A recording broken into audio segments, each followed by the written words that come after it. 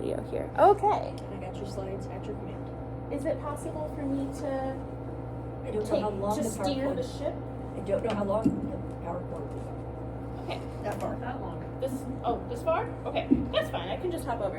Okay, so hi, my name is B. I am presenting my paper, Old Wounds, New Identities: Effects of Swedish Sami Displacement. There are a lot of words here that I'm going to explain. There we go. Okay, so who am I and why am I qualified to talk about the Sami? I am Sami American. I am a direct effect of displacement. This is my father and I at my college graduation. My father is my only living Sami relative, and our family came over from Skellefteå in Sweden back in 1905, and then we moved to Duluth, which is actually a hot spot for Swedish American immigrants because of the similarity of the climate. I am also a musician, I'm a writer, I'm a poet. I got my BA in music from St. Mary of the Woods College, and I'm getting my Master of Arts in Museum Studies from the University of Oklahoma. I also did an internship at the Swedish American Museum in Chicago, which is why you'll see a lot of images that I took.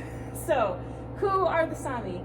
We are the indigenous peoples of Sweden, Norway, Finland, and the Kola Peninsula of Russia. I have this handy dandy map here. We call it Sapmi, and this is what it is right now, is this red blob. Historically, this map says that in 1500 we were, about 100 miles south, but historically we were originally all the way down 2,000, 3,000 years ago. But as of right now, Sapmi is sort of middle of Sweden all the way up over to the Kola Peninsula. My family is from right there, between Luleå and Piteå in Sweden. We have 9 different dialects in this small area, and I'll go over that in a second. Currently, there are only 2 written variants remaining, and there are about 20,000 Sami left living in Sweden today. We are known most famously for being reindeer herders. We steward the populations of the Arctic Circle throughout their migration season, which is April to November. Notable also, we have skills in weaving, carpentry, fishing, leatherworking, music. We've got, my family were forest Sami, so we fished. But craftsmanship is known as duology, which is it's a craft. And this is my craftsmanship. I made my gakti all by myself. And because I don't have access to someone who can make me one, because there are not that many Sami gakti makers in the U.S. For my father, it's engineering. He loves to build. He's always been into Legos. And then his forefather was carpentry. So, I've got 2 pieces of duology for you. One is a cradle board. I took this photo back at the Swedish American Museum. Originally, it was listed in the database as a shoe. Just one. That's not correct. In North Sami, this is known as a shudru, or a rota in South Sami. And this is a toy cradle board. It's probably only about this big, couldn't hold a real baby. The real ones are much longer and much wider. And over here we have an example of a Sami drum, a shore, from the Nordic Museum, Stockholm. They have a wonderful online digitized set of collections, and each of these little inscriptions on here represents a different deity or a different important aspect of Sami culture. So there are reindeers, there are dogs, there's different deities. These are foxes right here. There's trees, there's suns, there's all sorts of things. But this is pretty common in most Sami duology. Okay, so I promised you I would talk about the dialects very quickly. Starting from the south, so I'm just going to keep walking in front of this here. So in between Ume and Piteå, this is where my family would be from, Skellefteå. We would have spoken Ume South, which is kind of a hybrid between the two dialects of Ume and Southern. Lule and Putea are still kind of existing. Northern is the most prominent Sami language because it's the easiest to learn. And then Skolt and Inari are the more Finnish style Sami dialects because they're all Uric languages. So they're pretty much completely unlike any of the Romantic languages. They're more similar to like Polish or Czech, honestly. But because of this sort of massive difference in languages and complete disbursement of languages, it's been very hard to preserve them. Because of Christianization efforts, the first Christian missionaries found in Sapmi were in the 14th and 15th centuries. The Skolt Sami, so again, that northernmost part of Finland and the Kola Peninsula, were converted to Eastern Orthodoxy, which makes sense. Russia's right there. In the 13th century, which is why they're not really considered in the rest of the Crusades.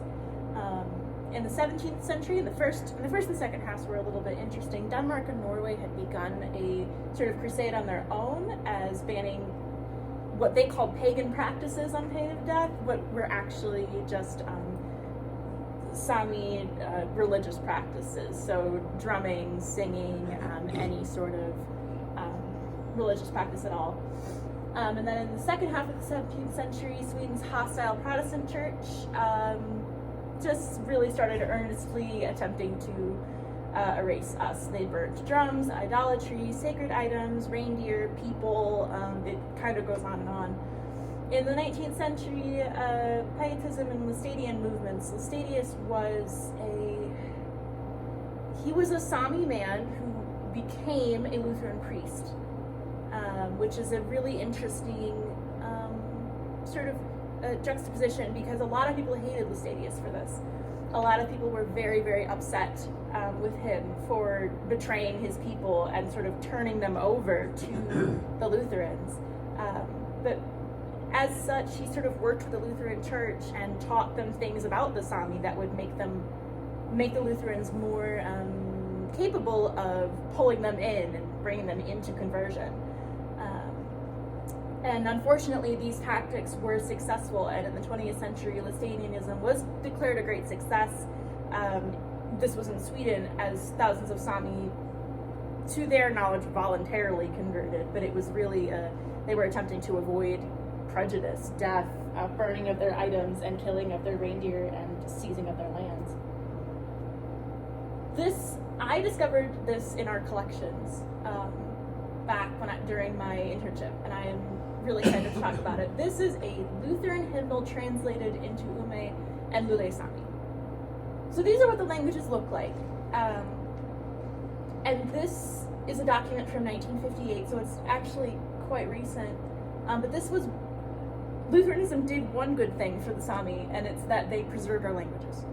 So there are thousands of hymnals that they translated into our languages so they could speak it with us. Which, we all have mixed feelings about.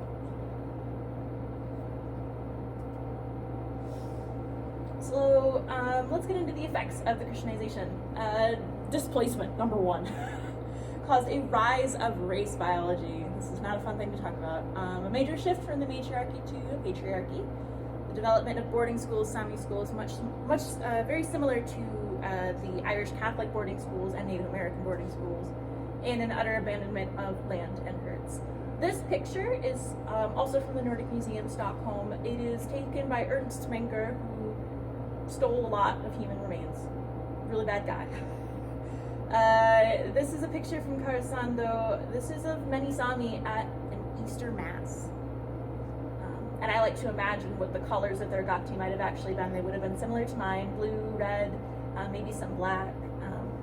But this image always makes me really sad to look at.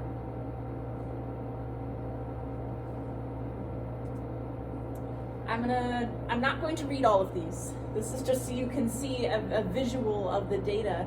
But there are so many remains that are held in repatriation purgatory because the government bodies are arguing over who gets what, who gets where's the money going, but the Sami parliament, the governmental body for the Sami, isn't necessarily being included in this discussion. So there are remains from Finland, perhaps most notably the Smithsonian had an anthropologist by the name of SWPACA, and he was known as the bone doctor. He used to pay little indigenous children in Alaska to harvest bones for him. This guy was the most evil man you can imagine. And Mary Sarah was a Sami girl from Alaska who traveled to New York for medical treatment for pneumonia. She died there. The doctor called Alice and said, "Hey, I know this girl is Sami. Do you want her brain? This is real. You can look this up." He took her brain from her body and shipped it to her Lika and returned Mary Sarah home without her brain. And this is one of the reasons I don't love the Smithsonian. There are many aspects of this, and Mary Sarah is not the only set of human remains that the Smithsonian has had. There are many other, again, there's Ernst Menker, who stole the body of Sylvan Yela, who is known as the Shadow Man. He's a folk figure. He was very important to the people of Sweden, the Sami people of Sweden, but race biology. Moving on to something slightly lighter, which is matriarchy to patriarchy. Knowledge traditionally in the Sami culture was passed down from the matriarch to younger members of the community. So whatever you learned would be from your grandma or from your mom. Major deities in Sami cosmology are female. Baby, who I'm named after, is the goddess of the sun. Matarako, her three daughters, Saraka, Usaka, and Lusaka. Matarako is we call her the mother. She teaches you how to wean calves, she teaches you how to care for your baby, she teaches you how to basically cultivate.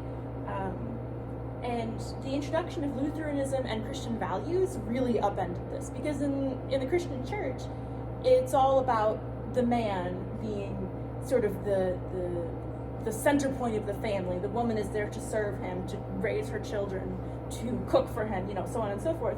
So this concept of a housewife was introduced. That was not a thing.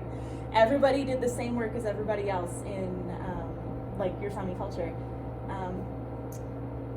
And the existence of male religious practitioners, I use this word noedi, which is, some people translate it to the word shaman, but I don't love the word shaman because shaman has colonial roots, and we have never called ourselves shamans.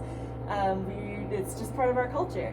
But traditionally in history, we have seen, now we have an oral history, so keep in mind this is from colonialists who discovered this.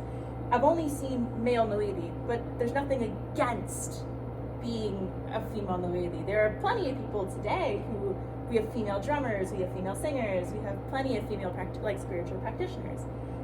So traditionally this was never an issue, but now we have seen this upend. Almost there. Really quickly, I'll go over boarding schools. This is pretty much just the same as it was for the Native Americans. This is very similar for the way it was for the Irish. It was a joint church and government effort to assimilate the simple people into common society. The government seized land under the guise of land and tax purposes. We're just trying to make it more even for you. It never is. But they took the land and they built these schools, and they sent Lutheran priests to go teach in these schools.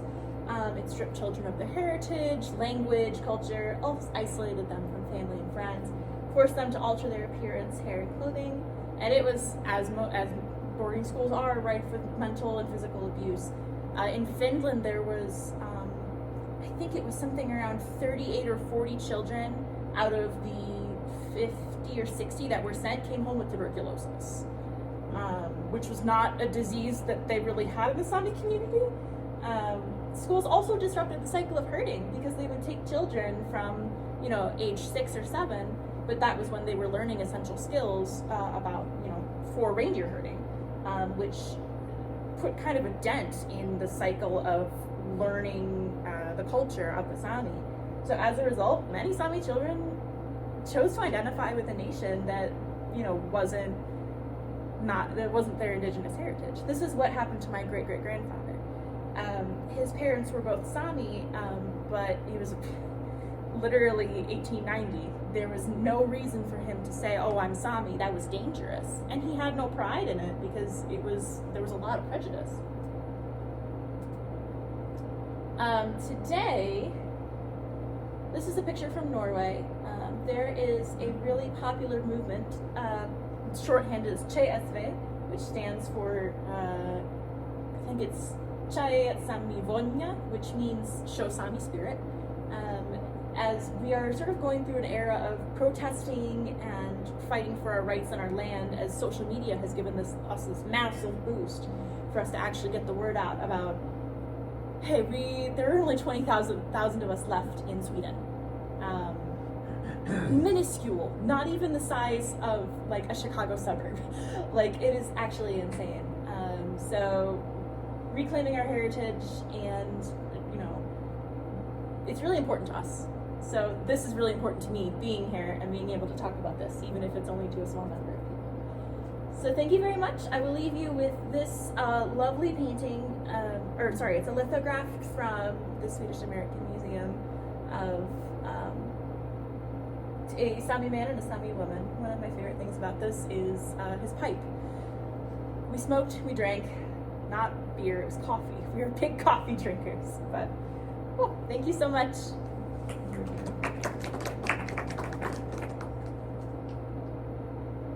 All right, last but certainly not least, we have Melissa. Would you like to sign on the least? Certainly not the least. So did you want to do pictures or? No? Okay, so we're gonna shut that down. Let's do it. Because I don't want it in people's eyes. I gotta end everything. Sorry. Sorry.